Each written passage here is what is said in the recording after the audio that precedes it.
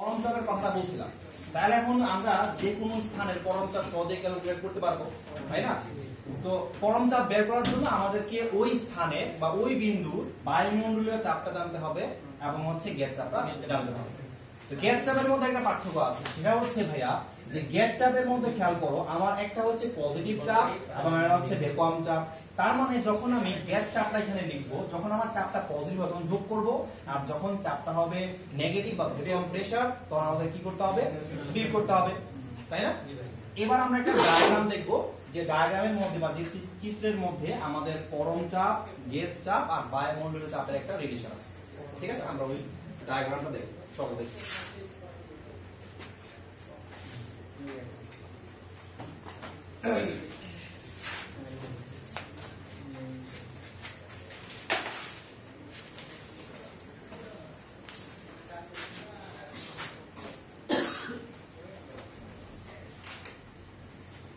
পরম চাপ, তারপর হচ্ছে গ্যাস চাপ।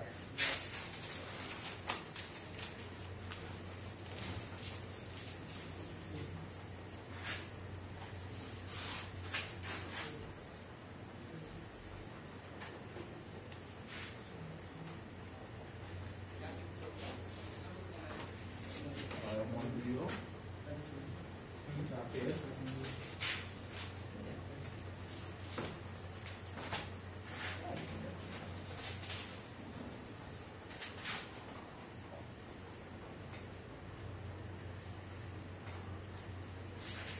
সম্পর্ক চিত্র। তো এই সম্পর্ক চিত্রটা তোমাদের বইয়ে আছে, তারপর একটু আঁকাই।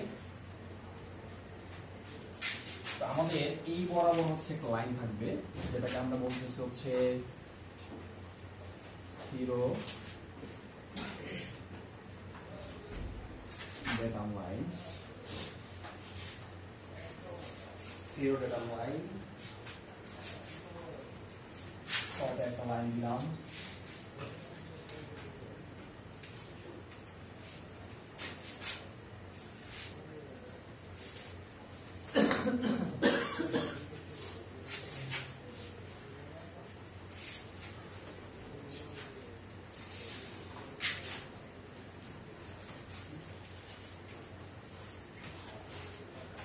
এই ফিগারটা কি তোমরা আগে বুঝতে পারছিলা? পলিটিক্যালে পরীক্ষা আসতো না, তাই না?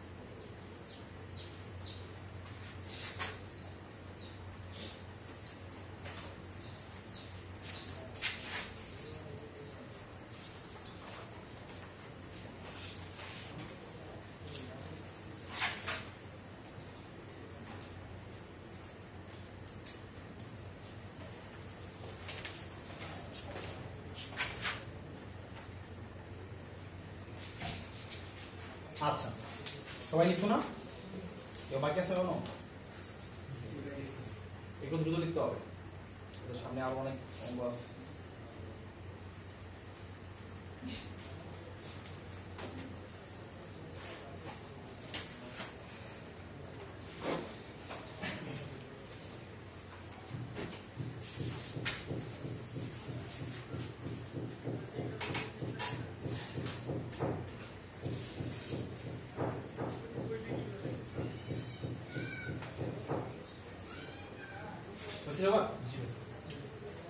আচ্ছা দেখো, এই ফিগারটা আমরা কিন্তু ডিপ্লোমাতে পড়ে আসছিলাম, তখন আসলে এই যে চিত্রটা আছে এটা খুবই কঠিন মনে হতো, এবং এই কঠিন ফিগারের মধ্যে এই টেনে ঠিক আছে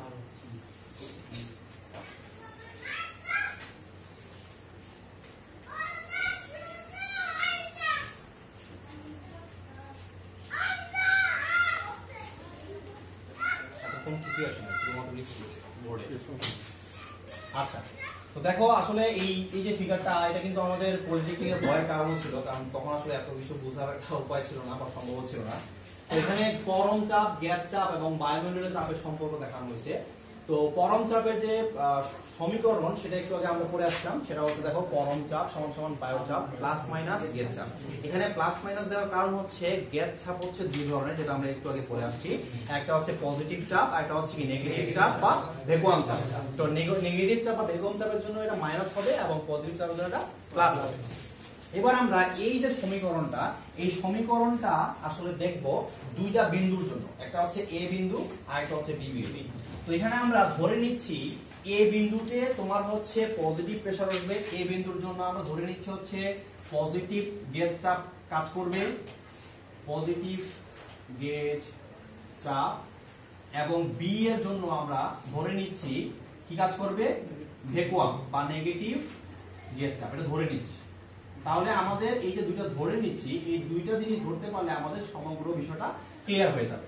আচ্ছা ধরো তোমার এমন একটা জায়গা বা এমন একটা স্থান যেখানে কোনো প্রকার চাপ নাই, কোনো বায়ুমণ্ডলীয় চাপও নাই, তাহলে সেটা কি বলবো আমরা, শূন্য, পরম শূন্য জায়গা বা পরম শূন্য স্থান। এই যে দেখতে পাচ্ছ একটা লাইন, এই লাইনে কোনো চাপ নাই। ধরো এই তোমরা একটা রুমে আছো, বসে আছো সবাই, এখানে আমরা সবাই ক্লাস করছি তাই না? এখন এই রুমের মধ্যে আমি যদি কিছু একটা করতে পারতাম, ধরো আমি জানালাগুলা গ্লাস দ্বারা সিল করে দিলাম, আমি হচ্ছে এই রুমের মধ্যে যতগুলা বায়ু আছে সবগুলোকে বের করে দিলাম, তাহলে এখানে কোনো চাপ থাকবে? বায়ু যেহেতু নাই তার মানে বায়ুর চাপ এখানে নাই, তার মানে যেখানে কোনো প্রকার চাপ নাই সেই স্থানটা হচ্ছে পরম শূন্য চাপের স্থান।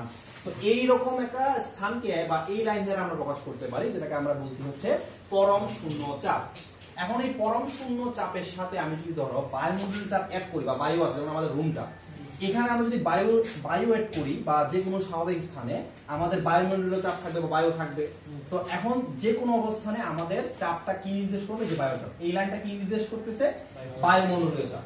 ঠিক আছে, এবার তুমি চিন্তা করো এ বিন্দুতে কি চাপ কাজ করছিল, বলছিলাম পজিটিভ চাপে কাজ করছিল। তার মানে আমার সূত্র কি, আমি যদি কোনো বিন্দু বা কোন স্থানের পরম চাপ বের করতে চাই তাহলে কি করতে হবে, ওই বিন্দুর গ্যাস চাপের সাথে আমাকে কি করতে হবে, বায়ুমণ্ডলীয় চাপ যোগ করে দিতে হবে। তাহলে এতটুকু যদি আমার বায়ুমণ্ডলীয় চাপ হয় তাহলে এর সাথে আমি কি করব, ওই বিন্দুর গ্যাস চাপ যোগ করে দিব। তো খেয়াল করে দেখো তো আমার এখানে এতটুকু এ বিন্দুর গ্যাস চাপ না, তার মানে আমার বায়ুমণ্ডলীয় চাপ আর গ্যাস চাপ মিলেই তো হবে এ বিন্দুর পরম চাপ। তাহলে এখন ডায়াগ্রামটা বুঝতে পেরেছো?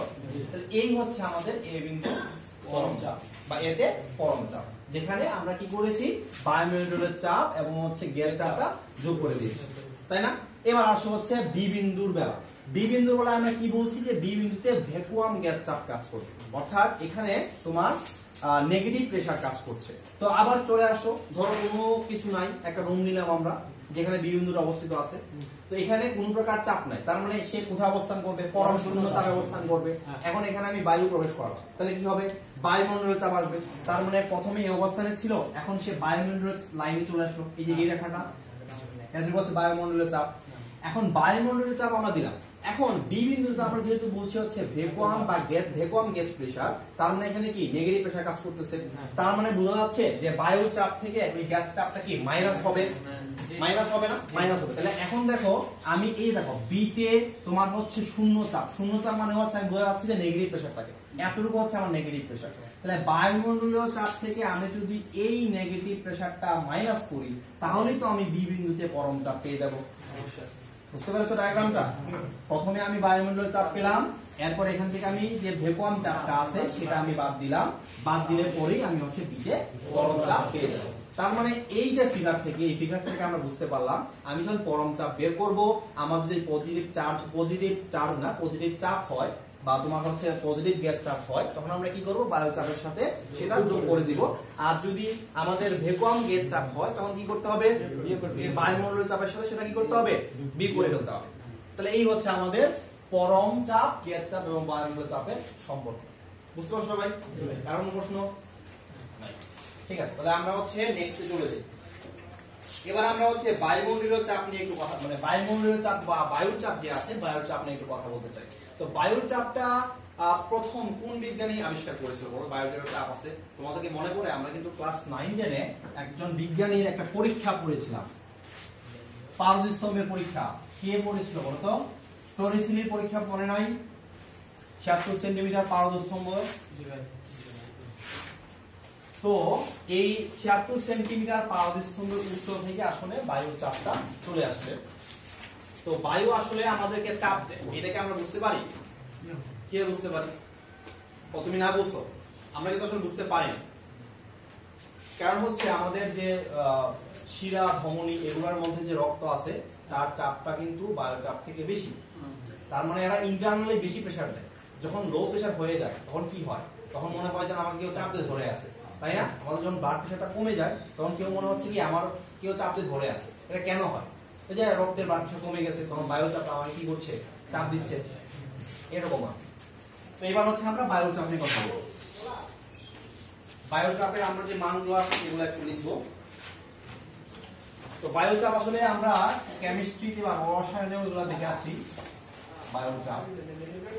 তো বায়ু চাপ হচ্ছে তোমার 76 সেন্টিমিটার অফ হাইড্রোজেন, এটাকে আমরা লিখতে পারি হচ্ছে 10.33 মিটার অফ H2O।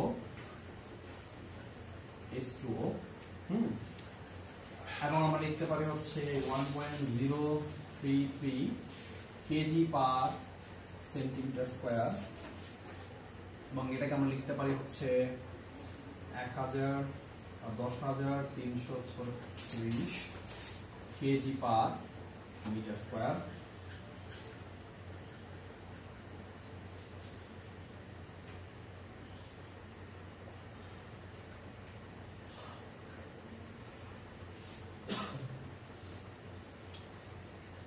কিলোপ্যাসকেল। এভাবে আমরা লিখতে পারি। এগুলা আমাদের মোটামুটি সবারই জানা আছে বা ধারণা আছে, তাই না? ঠিক আছে। তো আশা করি তোমরা এগুলা একটু মনে রাখবা, কারণ এগুলা আমাদের প্রত্যেকটা অঙ্কতেই কাজে লাগবে। 76 সেন্টিমিটার অফ এজি। আমরা আরো কিছু একক করছিলাম, টর বা মনে আছে? তো এগুলো একটু মনে রাখতে হবে। এটিএম, এটিএম মানে কি? অনেকে আমরা কিন্তু অনেকে না, অনেকে দেখলাম যে অ্যাটম পড়ে। অ্যাটম, তোমরা অ্যাটম পড়ে কেউ? আচ্ছা, তোমরা সবাই অ্যাটমসফিয়ারে পড়বা। অ্যাটম থেকে মনে হলো একটা অ্যাডভার্টাইজমেন্ট ছিল মনে হয়, যে অ্যাটম খাও চাপার জোর বাড়াও, ছিল না? দেখছিলাম এটা? আচ্ছা, তো এই অ্যাটম আসলে আমরা ওই অ্যাডভার্টাইজমেন্টের কথাটা মনে আসে। তো এখানে আরেকটা গুরুত্বপূর্ণ ভ্যালু আছে, দেখো এই ভ্যালুটা অনেক অঙ্ক ম্যাথে বেশি ব্যবহার করা হয়। তো 1.033 কেজি পার সেন্টিমিটার স্কয়ার, এটা একটু তোমরা মাথায় রাখবা। কি বাকিগুলো তো ডেফিনেটলি মাথায় রাখতেই হবে, তাই না? আচ্ছা, তো আমরা ছোটখাটো দেখি কয়েকটা অঙ্ক করা যায় কিনা।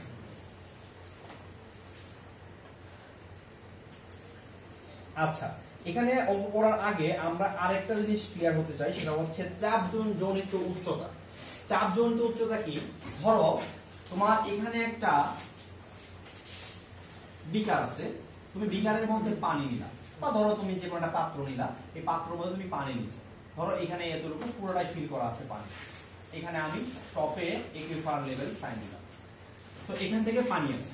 এখন তুমি ধরো যে কোনো একটা বিন্দুতে, ধরো তুমি এখানে চাপ বের করতে চাচ্ছ এই পয়েন্টে, এটাকে আমি বললাম এ পয়েন্ট, তুমি বের করতে যাচ্ছ প্রেসার এট পয়েন্ট এ, ঠিক আছে? এই যে তুমি চাপ বের করতে যাচ্ছ, এই চাপটা কিন্তু আমরা সহজেই বের করতে পারি যদি আমি উপর থেকে পানি যে লেভেল থেকে আছে সেই লেভেল থেকে আমি যদি এই এ বিন্দুর অবস্থানটা বের করতে পারি। বুঝতে পেরেছো? তো এইটা কিভাবে পারি? এটা আসলে চাপ, এই যে তরলের চাপ, সে তরলের উচ্চতার সাথে সমানুপাতিক সম্পর্ক নির্দেশ করে। অর্থাৎ তুমি তরলের উচ্চতা যত বেশি মানে ইনক্রিজ করবা, যত বেশি বৃদ্ধি করবা, তত বেশি চাপের তীব্রতা বৃদ্ধি পাবে। তাহলে এই এ পয়েন্টে চাপ কত হবে? এর উপরে যত লম্বা বা যত উঁচু তরল আছে তার চাপটাই হবে ওই বিন্দুর চাপ। ঠিক আছে? আরেকটা সহজ এক্সাম্পল দেই। ধরো তোমাদের মধ্যে কেউ একজন মানে শুধু শুধু হাঁটতেছো, তাহলে একরকম তোমার অনুভূতি হবে। তুমি মাথার উপরে 50 কেজি নিলা, কেমন অনুভূতি হবে? তাহলে এই বিন্দু কি করছে? মাথার উপরে 50 কেজি নিচ্ছে ধরো, তাহলে কি তার মানে তার চাপটা কতটুকু কাজ করবে? ওই 50 কেজি, এর নিচে কিছু কিন্তু আসবে না। বুঝতে পেরেছো? তো এই হচ্ছে আমার চাপজনিত উচ্চতা। আর চাপকে অনেক সময় উচ্চতায়ও প্রকাশ করা হয়। এই যে তোমরা দেখতে পারলা যে 76 সেন্টিমিটার অফ হাইড্রোজেন জিরাফ, এরপর দেখতে পারলা যে 10.3 লিটার অফ H2O। তার মানে আমরা বুঝতে পারলাম যে শুধুমাত্র এই চাপের যে একক KG per metre square, KG per centimetre square, বা ধরো তোমার হচ্ছে গ্রাম পার তোমার সেন্টিমিটার স্কয়ার চিন্তা করলাম, তো এই ধরনের এইটা ছাড়াও কিন্তু